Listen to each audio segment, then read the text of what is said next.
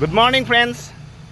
ৰাতিপুৱা আপুনি 5-6 কিলোমিটাৰ যদি বেগাই খোজকাঢ়ে তেতিয়াহ'লে আপোনাৰ আহিবলগীয়া বহুত বেমাৰ ধৰি লওক ওচৰ পাইছিলহি আৰু সি আকৌ নিজৰ জেগাত গৈ পাই যাব।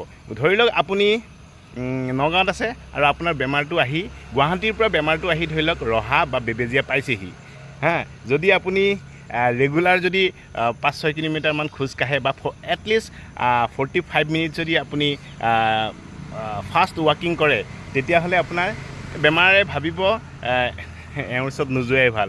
যদিও ওচৰ পাইছিলোঁহি আকৌ আমি নিজৰ জেগাত গৈ পোৱাগেই ভাল আৰু আমি বেলেগ এটা আমি এক্সাৰচাইজ নকৰা আমি বা ধৰি লওক আমাৰ খোজ নকঢ়া এগৰাকী মই বিচাৰোঁগৈ বোলা তেনেকৈ ভাবিব বেমাৰে দেই। গতিকে do your activity at least 45 minutes in the morning and makes you healthy. Okay, have a nice day.